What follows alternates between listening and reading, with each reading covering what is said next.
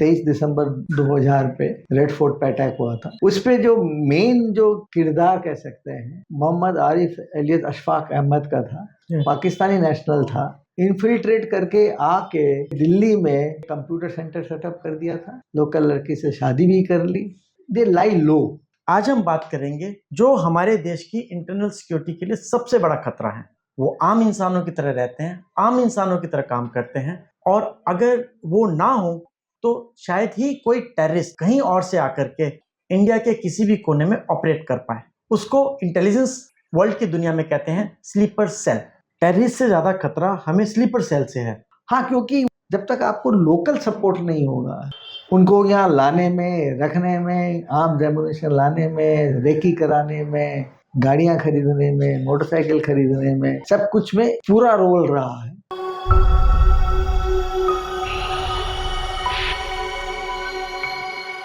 एक आम इंसान की नजरों में हिंदुस्तान के इंटरनल सिक्योरिटी के लिए अगर कोई सबसे बड़ा खतरा है तो वह टेररिस्ट। कुछ हद तक ठीक भी है, पर दोस्तों आज हम बात करेंगे कुछ ऐसे फोर्सेस के बारे में जो हमारे देश की इंटरनल सिक्योरिटी के लिए सबसे बड़ा खतरा है। वो आम इंसानों की तरह रहते हैं, आम इंसानों की तरह काम करते हैं, और अगर वो ना हो तो शायद ही कोई टेररिस्ट कहीं और से आकर के इंडिया के किसी भी कोने में ऑपरेट कर पाए। उसको इंटेलिजेंस वर्ल्ड की दुनिया में कहते हैं स्लीपर सेल। आज हमारे हिंदुस्तान में अगर सबसे बड़ा खतरा है तो वो है स्लीपर सेल। वो स्लीपर सेल जो कि टेररिस्ट को हर तरह का सपोर्ट देते हैं। वो चुपचाप रहते हैं, आराम से काम करते हैं, आम आदमियों की तरह रहते हैं, पर जब वो एक्टिव होते हैं तो वो सारे टेररिस्ट को, जितने भी टेररिस्ट हैं, जो भी मॉड्यूल्स होते हैं, उनको अपना लॉजिस्टिक इंटेलिजेंस गैदरिंग का सब तरह का सपोर्ट देते हैं। आज हमारे साथ हैं दिल्ली पुलिस के farmer super cop mister Ashok चांद, जिन्होंने तकरीबन 3 दशक तक टेरर और क्रिमिनल केसेस को हैंडल किया है। इनका सारा पुलिसिंग कैरियर क्राइम ब्रांच में और एंटी टेरर स्क्वाड में गुजरा है। सर, आपका बहुत बहुत स्वागत है। सर, स्लीपर सेल होते क्या हैं? आम आदमी थोड़ा बहुत जानता है बट उनको कुछ पता नहीं होता। स्लीपर सेल एक इंडिविजुअल होता है जो अपना जो जगह होता है जहाँ पर वो रहता है, ओरिजिनल जहाँ से आता है, उसको छोड़ के किसी और जगह जाके, चाहे वो कोई किसी अगर सिटी में हो या टाउन में हो, जाके वो अपना एक अलग सा एक आइडेंटिटी बनाता है, और अलग से आइडेंटिटी बनाने के बाद में वो फिर वहाँ पर लाइज लो। उसका जो मेन काम होता है बेसिकली टू वेट, जब तक उसको ये नहीं कहा जाता है जब आप एक्टिवेट हो जाओ और हमें यहाँ पर कुछ इंसिडेंट करना है, तब तक कि लाइज लो। आपको एक एग्जांपल दूंगा मैं यहाँ पर। हमारे यहाँ 23 दिसंबर 2000 पे रेड फोर्ट पे अटैक हुआ था। उस पे 3 मारे गए थे, आर्मी मैन मारे गए थे। उस पे जो मेन जो किरदार कह सकते हैं वो एक मोहम्मद आरिफ एलियस अशफाक अहमद का था।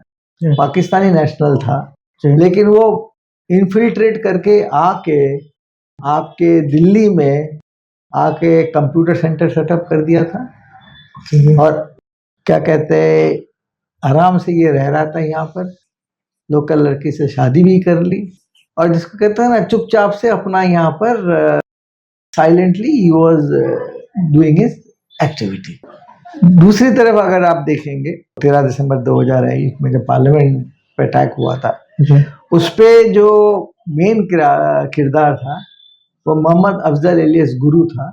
ऑल्दो वो लोकल इंडियन था, JNK का रहने वाला था, लेकिन वो JNK से आके यहाँ पर दिल्ली में फिर अपना एक बेस सेटअप किया। जितने भी आपके जो टेररिस्ट इन्वॉल्व थे पार्लियामेंट में अटैक करने के थे, बेसिकली सारे पाकिस्तानी थे। उनको यहाँ लाने में, रखने में, आर्म्स एमुनिशन लाने में, रेकी कराने में, गाड़ियां खरीदने में, मोटरसाइकिल खरीदने में, सब कुछ में इसका पूरा रोल रहा है। तो इससे ये आपको क्लियर इंडिकेशन है, जब तक आपको लोकल सपोर्ट नहीं होगा तो कोई भी टेररिस्ट को यहाँ ऑपरेट करने में मुश्किल हो जाता है। इसका मतलब कि टेररिस्ट से ज्यादा खतरा हमें स्लीपर सेल से है। हाँ, क्योंकि वो दे लाई लो। ठीक है ना, वो ऐसा कोई काम नहीं करते जिसके वो ऑथोरिटीज के नजर में आए, जिससे हमें इसको डिटेक्ट कर पाए। मे बी हमने कुछ स्लीपर सेल्स को नहीं डिटेक्ट कर पाए एजेंसीज ने, बट हाउ हम लोग के जो इंटेलिजेंस एजेंसीज है, that way we are quite strong and we have uncovered sleeper cells, those who have been lying low and क्या कहते हैं, supporting the terrorist activities, and we have taken action against them. Okay पर sir बड़ा मुश्किल नहीं हो जाता है, क्योंकि वो किसी क्रिमिनल एक्टिविटी में इन्वॉल्व नहीं होते, उनका काम एक टैसिट सपोर्ट देने का होता है। भाई वो ऐसी इंफॉर्मेशन पास ऑन करते हैं जो कि कॉमन आदमी के पास है। अगर सपोज को उन्होंने लोकल इंफॉर्मेशन गैदर करनी है, आराम से गैदर कर लेंगे। कार खरीदनी है, उसमें क्या क्राइम है सर? अगर आपने कोई सामान खरीदना है, अगर आपने जाकर के रैकी करके आना है, छोटी सी इंफॉर्मेशन देने, क्या क्राइम है सर? पर बड़ा मुश्किल है उनको पकड़ना। उस केस में मतलब हम हेल्पलेस नहीं महसूस करते स्लीपर सेल के उनको activity? I would say helpless तो नहीं महसूस करते, it's a question of detecting them. Okay, main होता है इनका, सी आप आइसोलेशन में तो रह नहीं सकते, ठीक, आपको अपने हैंडलर के साथ कांटेक्ट में तो रहना ही है। ओके, अदरवाइज आपको कैसे वो आपको डायरेक्शन देगा? हमारा इंटेलिजेंस नेटवर्क है and we have a very strong intelligence network, so we are able to find out their handlers and then we were able to identify them. Another thing is that intelligence world mein sometimes even if you identify the sleeper cell, we allow it to exist, okay, so that we are able to find out what is being planned. So जैसे जब आपका पूरा planning जब हो जाता है and जब आपके सारे बंदे आ जाते हैं, आर्म्स एम्युनिशन वगैरह आ जाते हैं, and then we apprehend them. Okay, you give a long rope to those yes, because sleepers. Picking up will not serve any purpose, because someone else may be motivated to become agent बन जाएगा. So it is better if you have identified someone to keep him under surveillance till he is activated and then apprehend. जैसे लाल किले वाला का case था sir, वो पाकिस्तान से आया, उसने कंप्यूटर सेंटर यहाँ पर शुरू किया, शादी किया, बच्चे बनाए और उसके बाद ये काम किया। तो उसने काम क्या किया, उसका क्या रोल क्या रहा? He is a Pakistani national, ठीक सर, ग्रेजुएट था, एबोटाबाद का रहने वाला था। अच्छा, वहीं से जहाँ से? हाँ, वहाँ वो से वैली से इन्फिल्ट्रेट करके आया। वैली से इन्फिल्ट्रेट करने के आने के बाद में ही हैड अ कॉन्टैक्ट इन जामा मस्जिद दिल्ली में, तो उस कॉन्टैक्ट ने उसको सेटअप करवाया ओखला में, एंड वहां पर उसने कंप्यूटर सेंटर सेटअप किया विथ किसी और एक एसोसिएट के साथ, पार्टनर के साथ में, who was not involved in this activity at all, in terrorist activity, and regular उसने सेटअप किया वहां पर। सेटअप करने के बाद में then in order to, जिसको कहते हैं ना, पूरा settle in the community, he advertised in a matrimonial column that he wants to get married. Okay. And then matrimonial column के through he got married. So जिसको कहते ना, ये totally became a legitimate person living in India. शादी भी हो गई है, सब कुछ हो गया है। कितने साल में हुआ सर ये?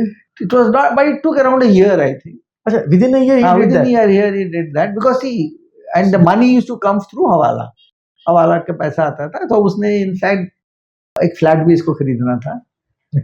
But before that he was then tasked, okay भाई आपको एक यहाँ पर we want to attack one of the national institutions in India. So then they identified Red fort.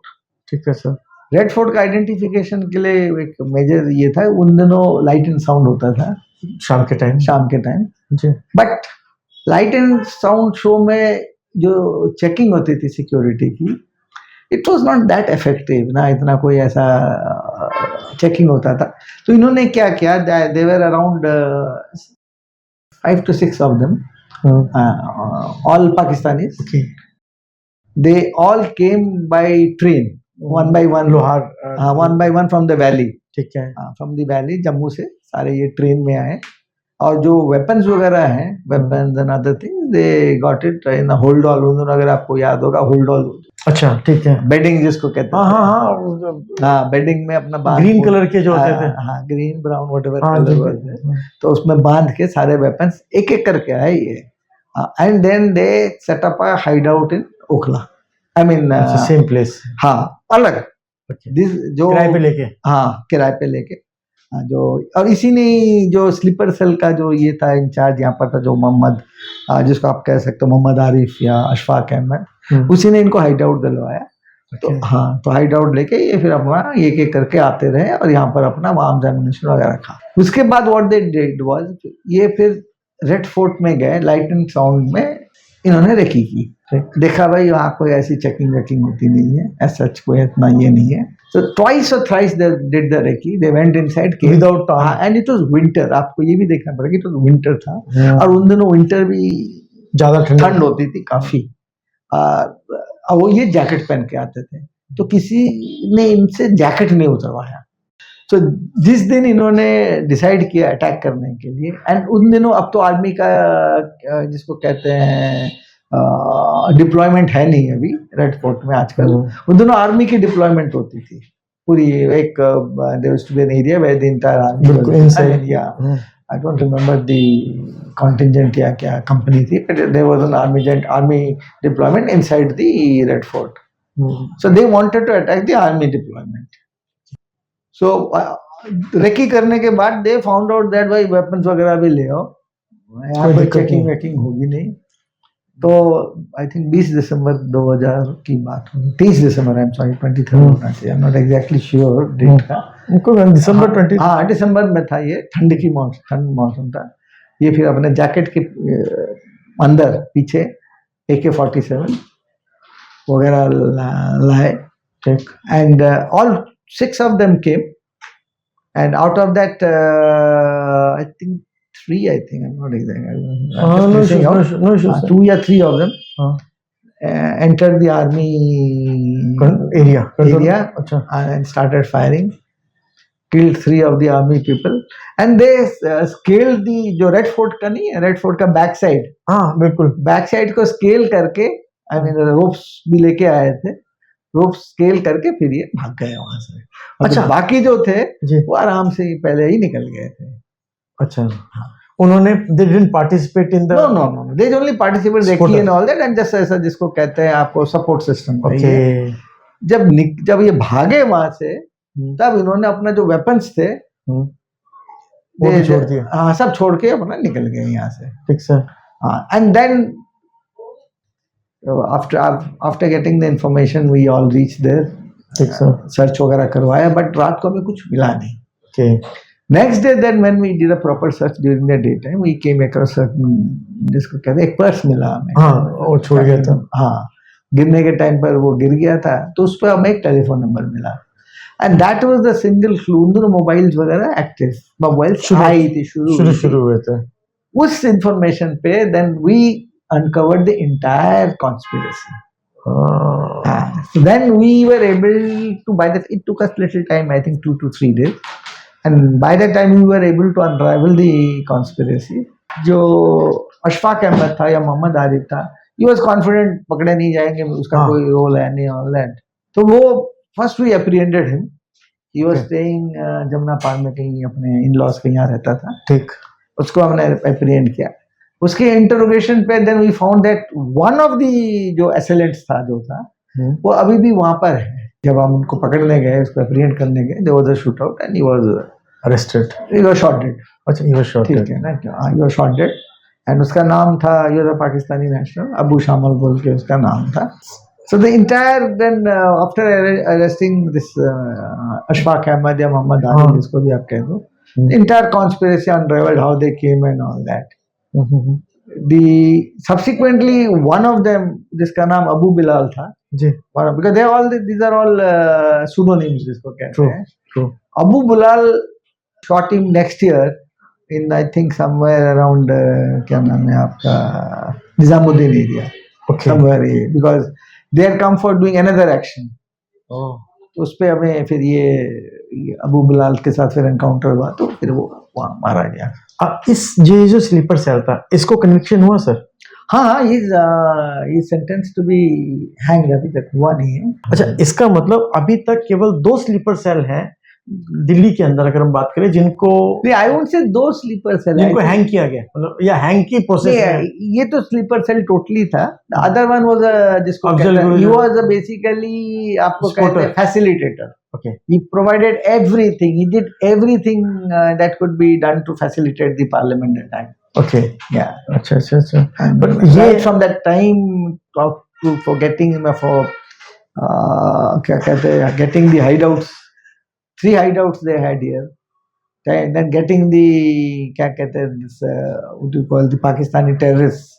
ये सेम आए, उनमें सेम थिंग है, होल्ड ऑल में अपना सामान वगैरह लेके पार्लियामेंट वाले पार्लियामेंट ट्रेन में भी आया नगर या कहीं ऐसे कुछ। हाँ, 3 में था, इंदिरा विहार, मुखर्जी कॉलोनी। हाँ, एग्जैक्टली 3 जगह था इनका हाइड आउट्स वगैरह।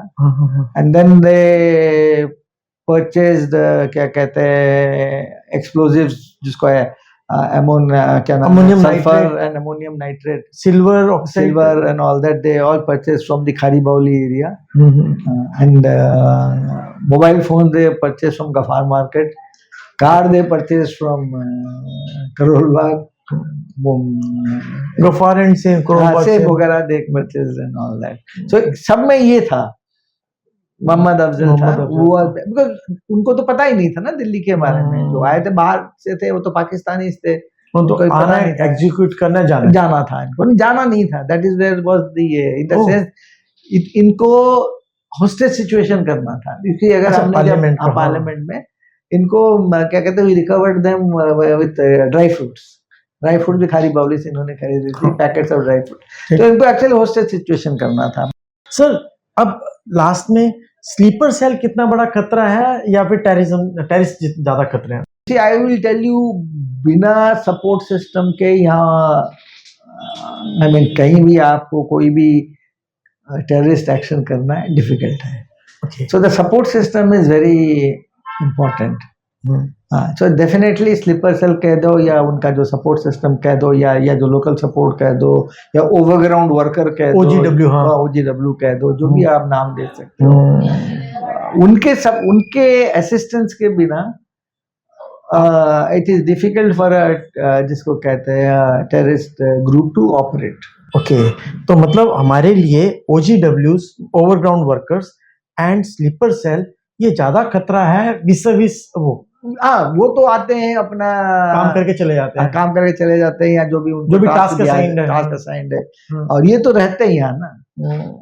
सर, इनको रोकने का क्या सिस्टम है, इनको पकड़ने का, प्रिवेंट करने का क्या कोई ऐसा है, चेक करने का? इसी basically it is your intelligence network, whether it is human int और टेक्निकल इंट। अब तो टेक्निकल इंट बहुत ज्यादा स्ट्रांग हो गया, तो बहुत टेक्निकल इंट है, ह्यूमन इंट है। चलो सर, आपने इतना टाइम दिया सर, बहुत अच्छा लगा।